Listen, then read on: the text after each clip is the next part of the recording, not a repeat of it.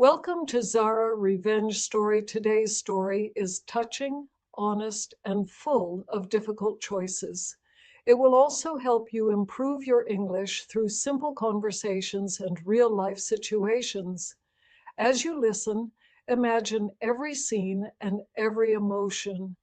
This is the story of a woman who married a kind man for the wrong reason and had to find the courage to tell the truth.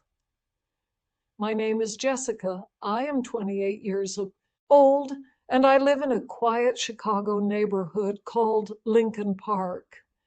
It is a peaceful place with tall trees, small cafes, and friendly neighbors.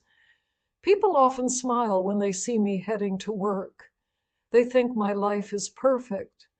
I have a beautiful apartment, a stable job at a library, and a husband who loves me more than anything. But I am not happy. Every morning I wake up with a heavy heart.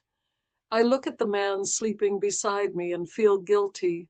His name is Andrew, and he is 32 years old. He is kind-hearted, patient, and caring. He never forgets my birthday.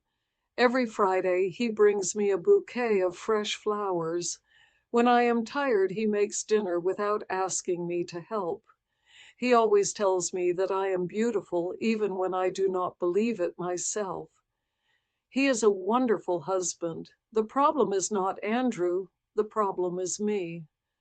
A year ago, I married him for the wrong reason.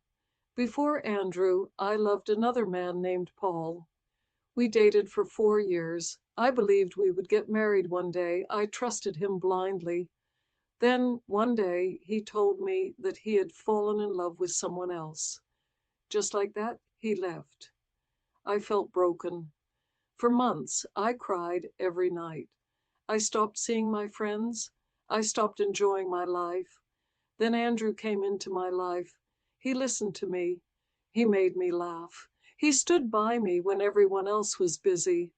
When he asked me to marry him, I said yes, not because I loved him, but because I wanted the pain to stop. I thought love would come later, but it never did.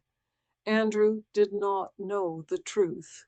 He believed that I loved him as much as he loved me. Every day I felt more ashamed. One warm evening, we sat together on our balcony.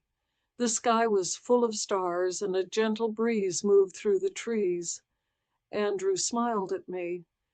"Jessica," he said softly, "I know our first year has not always been easy, but I believe our love will grow stronger every day." I forced myself to smile. "I hope so." He reached out and held my hand. "I will wait for you for as long as you need. My love is strong enough for both of us." His words hurt more than any angry words ever could. He believed in us.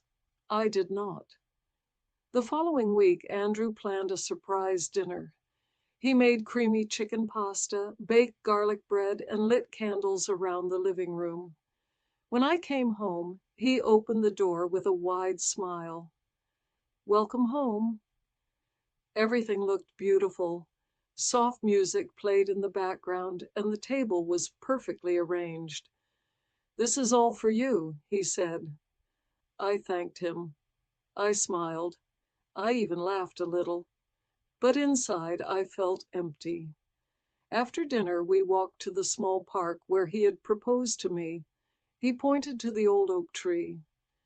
"Do you remember this place?" he asked. I nodded. "I promised you that I would love you forever."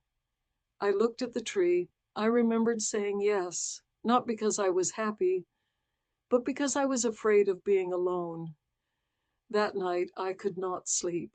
I stared at the ceiling for hours, asking myself the same question again and again. How long can I keep pretending? The next morning, my best friend Jennifer called me. "You sound tired," she said. "I am." "What is wrong?"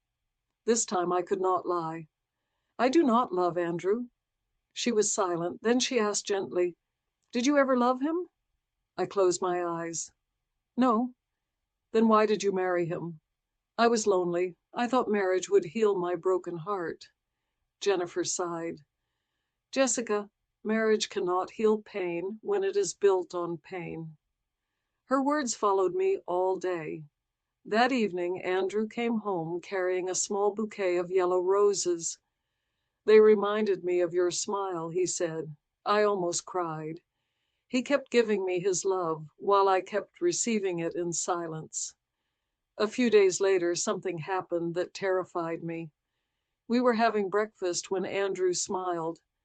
I have been thinking, he said. About what? Maybe it is time for us to start a family. I froze. A baby would make our home even happier. I looked down at my coffee. I'm not ready. His smile disappeared for a moment. Then he nodded. That is okay. We can wait. He never became angry. He never blamed me. His kindness only made my guilt worse. That night I opened my journal and wrote one sentence. Andrew deserves someone who truly loves him. I read those words again and again. For the first time, I admitted the truth to myself. I was not protecting him. I was only protecting myself.